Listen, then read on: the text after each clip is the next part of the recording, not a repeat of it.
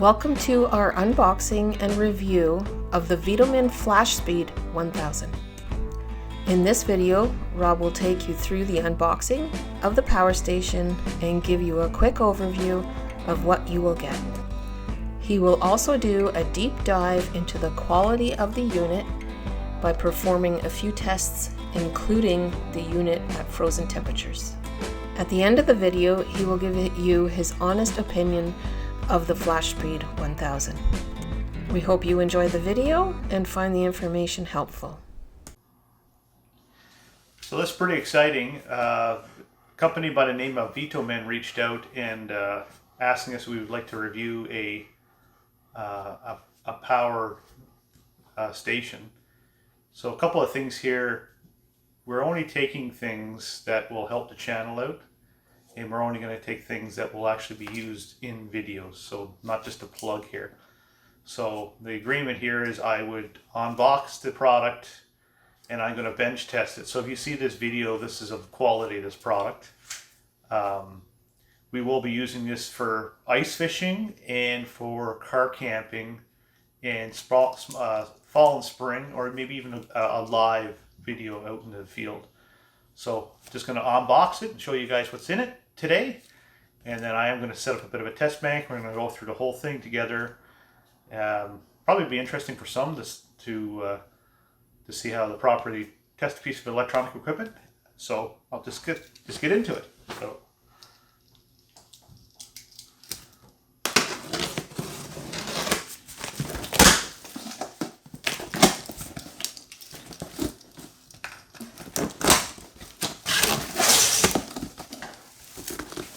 That's a box in a box. Oh wow.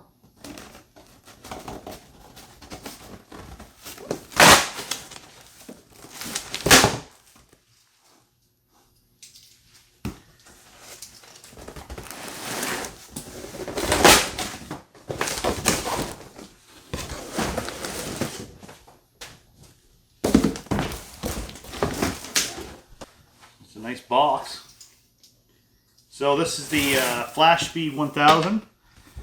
So it can handle 1,000 watts worth of continuous duty, and it's got 828 watt hours. So it's a fairly beefy power station.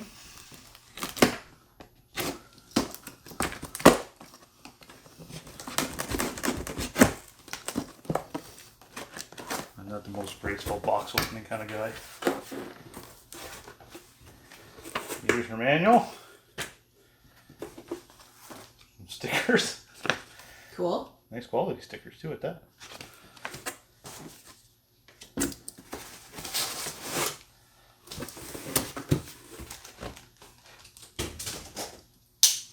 A couple of things to this product. This one is not, there's not some app with it and all these other gadgets. It's just a straight up power supply.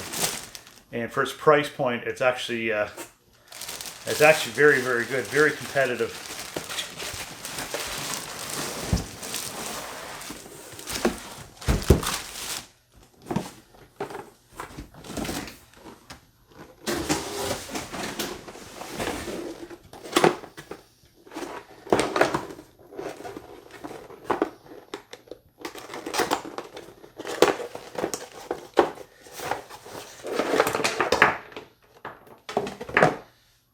So you get a cigarette lighter charger, a USB-C with it, and just a regular PC power plug.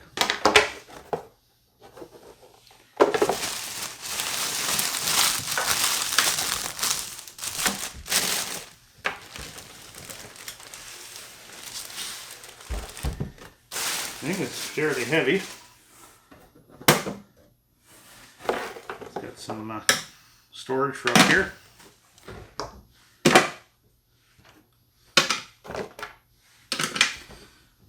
So pretty neat. You can actually get an accessory cable to jump your vehicle with it, and you can actually hook up another battery bank to this battery station. Two 100 watt USB-C charge ports, and it has a 200 watt Anthonol think that's what it is. And it looks like it to me. Smaller though. Anthenol plug. So that's where your solar comes in here. So it can charge up to 300 watts solar and 700 watts AC. So that's fairly good. So that should mean that something this size, maybe an hour and a half, it'll fully charge itself up again. So far, so good. Like I said, we're gonna do some testing behind this and see how it goes. So what we have here today is a PowerStation by VTOMAN. It's a 1000 watt pure sine wave inverter. I did do some looking online before I started here to see what others have done, and I wanted this to be kind of unique. So instead of just doing here's what you can plug into it, I figured we'll check it out from a electronic standpoint, and we'll run it through an oscilloscope. For those of you who don't know what an oscilloscope is, it's just a fancy-dancy device to measure frequency. Without having an oscilloscope, you really have no idea on the quality of the pure sine wave. So I figured I'll test the frequency out on its own. I will put it underneath full load, and we'll run it through a few scenarios. Another thing that I thought about, and it's going to be a lot of work for me, and I'll have to probably clear out my freezer, but this should have a cold temperature shut off. And why is that important? Lithium is no good below zero. Like, you can use it, but you can't charge it. So I want to make sure that this device will not try to charge itself when it's frozen. So I'm going to try to get a video of that. And then I'm going to talk a little bit about their Beyond technology, V Beyond technology. And I'm going to tell you the pros and cons, and you'll have to wait until the end to get kind of my real life thoughts on, for a PowerStation decides what it would be good for and what it would not be good for.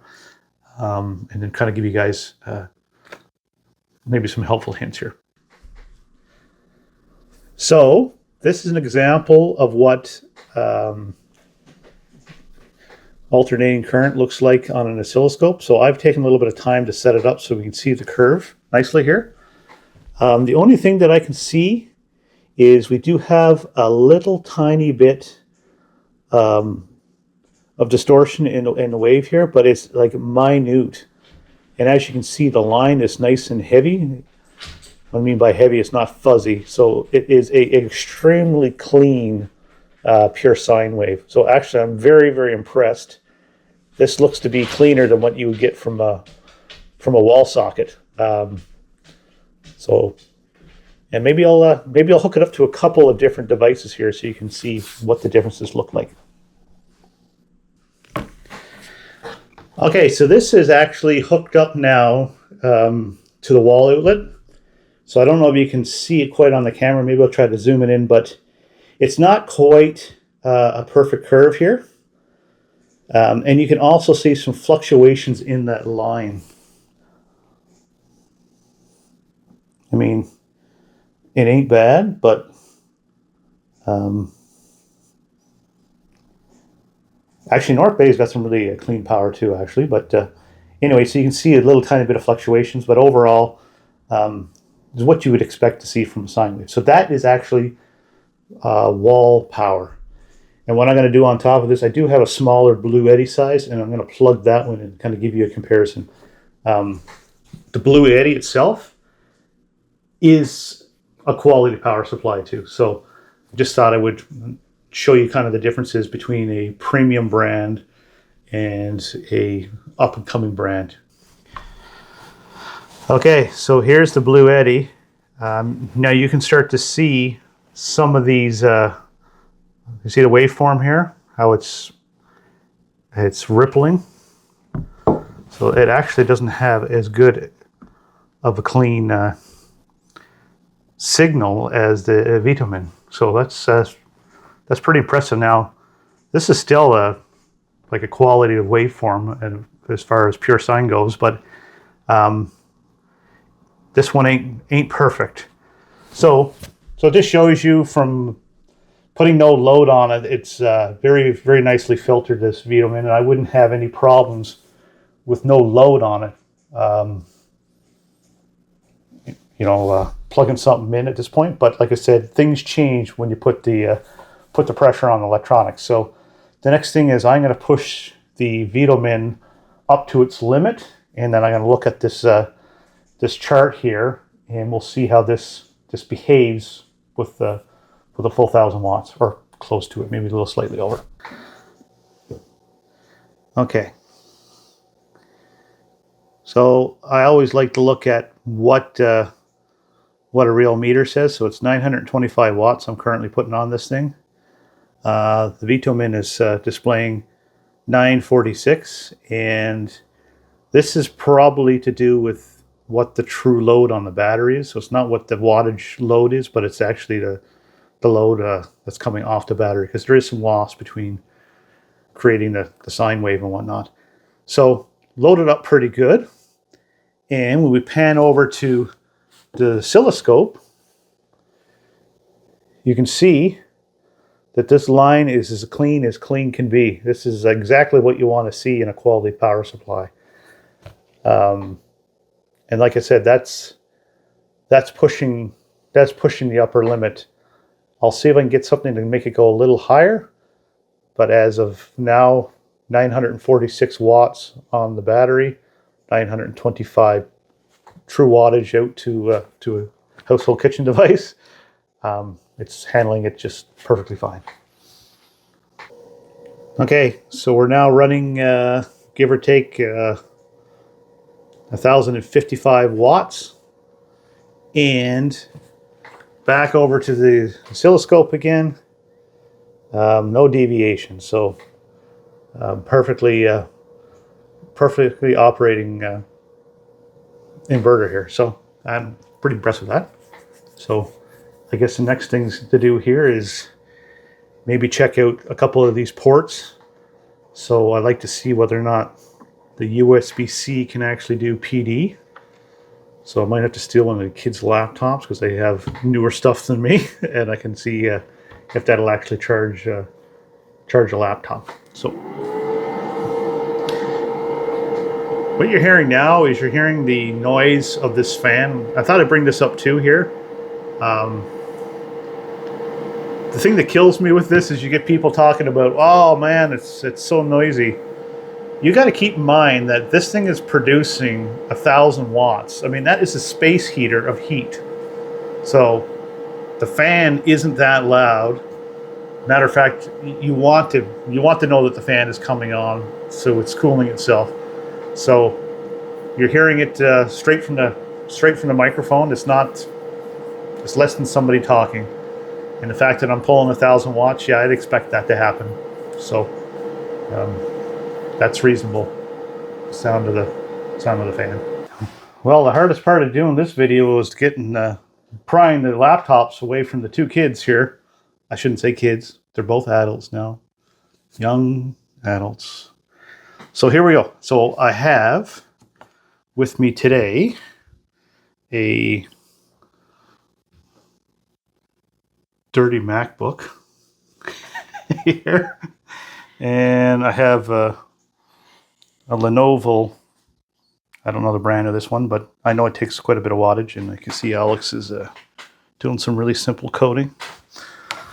So I'm going to turn both of them on, and we're going to try to push the upper limit of the PD. See if we can do two laptops at once. Okay, here we goes. Hit the USB button.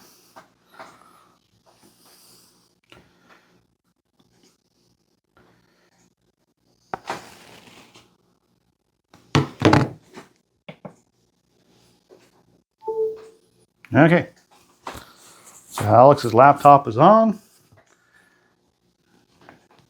and Kaylee's laptop is showing charging, and same thing with Alex's down in the corner here. So we're running just shy of 138 watts, which is impressive. So yeah, the USB-C portion of this power supply is it's very nice too. It's I thought it was a maximum of 100 watts, so I'll have to go and look that up. But yeah, we're pushing 140 and no problems here.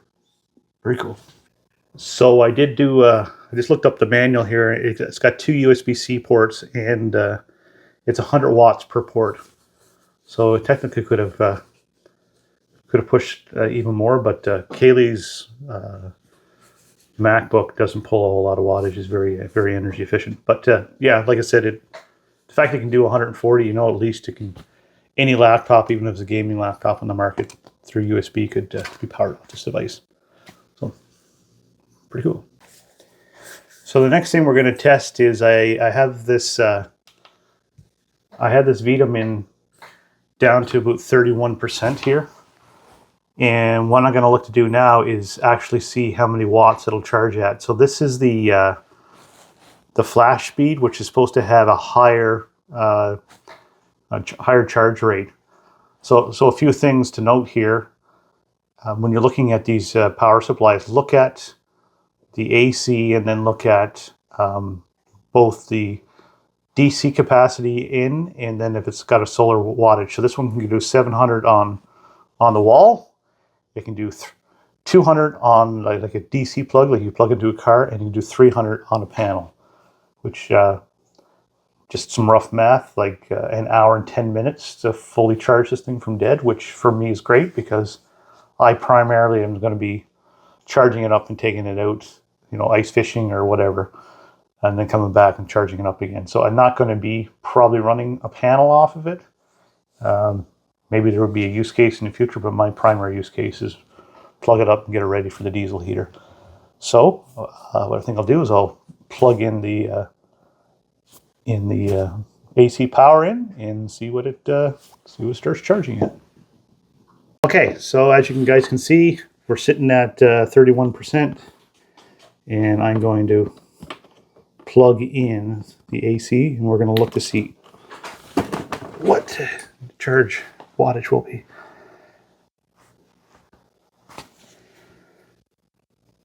So once again, as this figures out its situation, this fan is going to come on because we're putting 700 watts into it.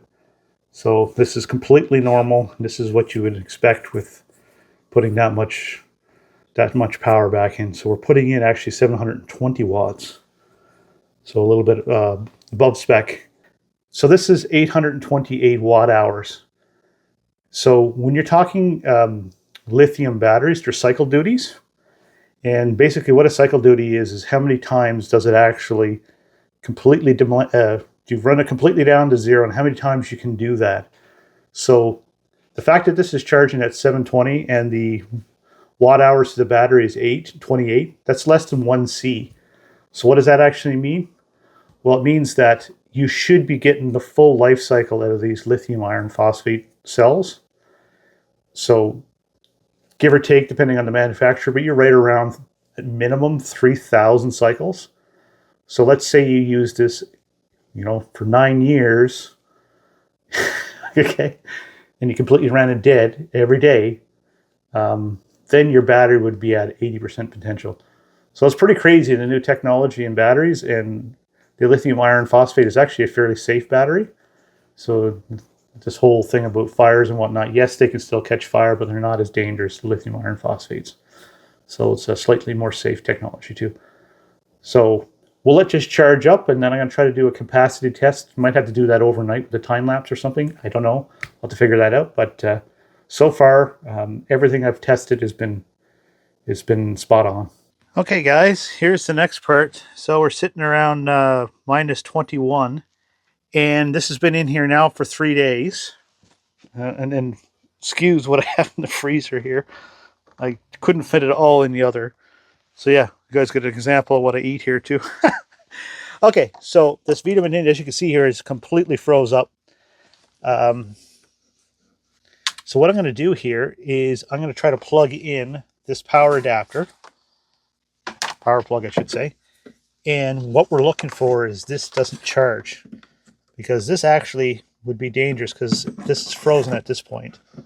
So, sorry, it's an awkward angle as I'm trying to film it here.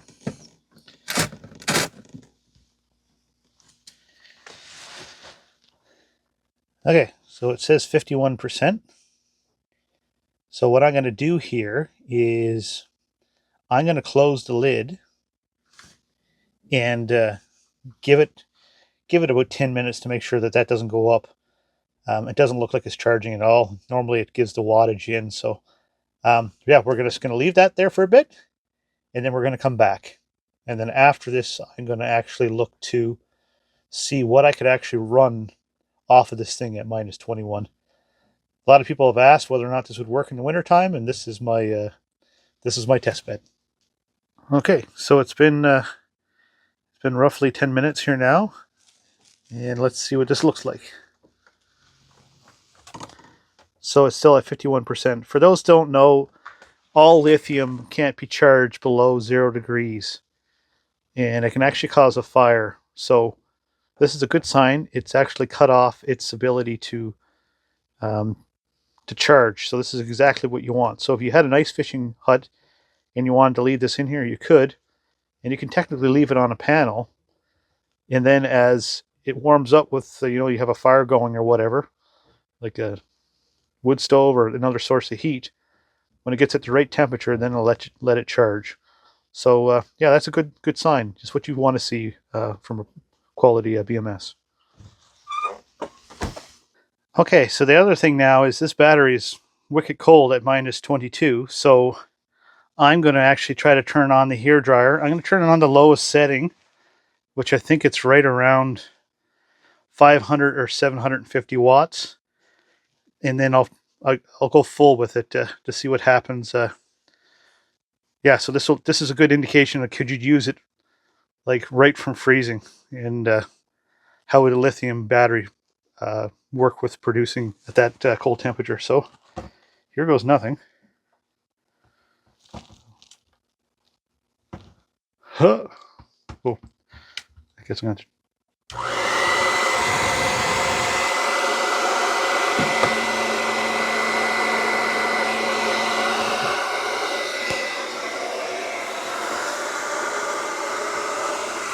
Okay, so I'm going to turn up. Well, as you can see, it can't handle very much wattage when it's completely froze like that. Basically no heat right now. No, can't handle it at all. So at minus 20, you ain't going to get very much output. So for those that are wondering, yeah, it's not going to do 1,000 watts at minus 20, and that's to be expected. I mean, it's freezing temperatures. So I just want to be clear, it's not that the battery is completely dead, it just won't support high current. So as you can see here, I'm still able to charge up USB things and whatnot, and you're still able to put some kind of a AC load, but anything over like 100 to 200 watts, that's when it actually pops off. So I am going to put a chart over top of this so you can see lithium iron phosphate. And just like a lead acid, it does have an impact when the batteries are freezing cold. It is better than a lead acid, I'll give you that. So yeah, I just wanted to show that it's not completely flat here. Let me give a quick summary on my thoughts on this unit. So extremely good value for its price point. I wish it had 1,000 watts. So you might think that this is a 1,000 watt battery. When I say 1,000 watts, 1,000 watt hours. Okay, it only comes with 828, and when you take 80% of that, because that's typically the efficiency of an inverter, you're getting just a little bit over 600 watts. So that's something to look at. Okay, the Beyond technology, I think that's what it's called. It's great if you have like non-sensitive electronics like a kettle and a few devices that you know all together are going to be greater than 1,000 watts. So it'll spread that out. So what it does is it drops the voltage when it reaches 1,000 watts, and then all the devices can kind of share the common power. So that's great, other than if you had a desktop plugged into it and you were pushing it over 1,000 watts. That would not be very good on a power supply for a PC. So that would be the drawback, but as long as you're keeping it below 1,000 watts, and 1,000 watts is quite a bit of power, you should be more than fine to run any sensitive electronic equipment from it, because it's got a real clean sine wave. So, you know, use cases. If you're looking to plug in like a Keurig, like in an RV, or you're looking to do an air fryer, I would go up to the FlashSpeed 1500. If you're just looking for some lights, maybe one kettle, yeah, this is probably more than enough for you. So just there's that for a use case. Another use case is actually using it as a UPS in your house. So this has got a UPS function built into it, believe it or not. So if you wanted to put it your desktop behind it, or if you wanted to plug in a furnace, believe it or not, this would make a great backup power option, because most furnaces don't have a greater than a 1 horsepower motor. Like 1 horsepower is 750 watts, so you could probably do a medium-sized furnace with this for give or take an hour, which is pretty neat. Yeah, so I'm overall impressed with the quality of it. It's everything that I need for what I'm going to do for ice fishing. You know, as long as the device is not too cold. So if you're leaving your home at -30, it's not going to freeze up by the time you drag it out on the ice. So yeah, I'm pretty excited to put this in use, and I hope you guys found this video informative. Thank you.